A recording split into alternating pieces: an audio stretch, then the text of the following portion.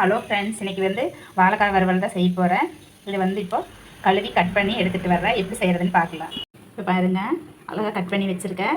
தண்ணியில் உப்பு போட்டு இப்போ இதை கொஞ்சமாக சுடு தண்ணியில் 2 நிமிஷம் போட்டு எடுத்துக்கலாம்.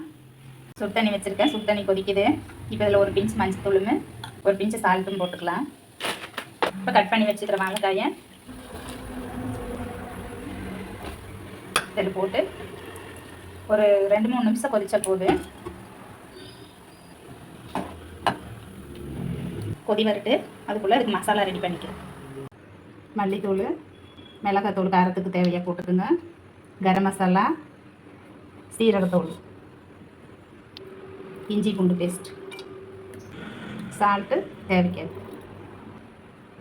இதெல்லாம் மிக்ஸ் பண்ணிக்கலாம். கொஞ்சமாக தண்ணி விட்டு, ரொம்ப தண்ணி சேர்த்தோம்னா அதாயிடு. பார்த்து நீங்கள் கலக்க உங்களுக்கு தெரியும் தண்ணி எந்த அளவுக்கு தேவைப்படுது. அதுக்கு தகுந்த மாதிரி சேர்த்திக்கலாம். இப்போ வாழைக்காயை எடுத்துகிட்டு பிரட்டி வைக்கலாம். இப்போ இந்த வாழைக்காயெல்லாம் இதில் போட்டு பிரட்டி எடுத்துக்கலாம்.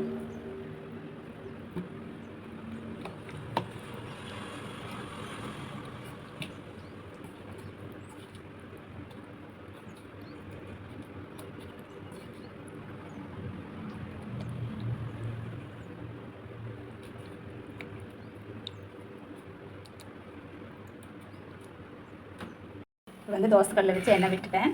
இப்போ வாழைக்காய் நம்ம எண்ணெயில் போட்டு வெட்டி எடுத்துக்கலாம்.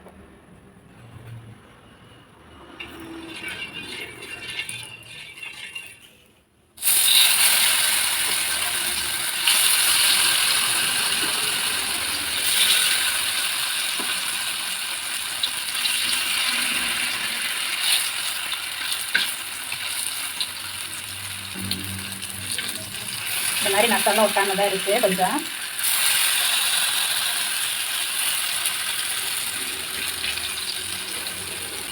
இப்படி அழகாக ஸ்பூனில் எடுத்து போட்டோம். திருப்பி அடுந்தாப்பில் எடுத்து போட்டுருவோம்.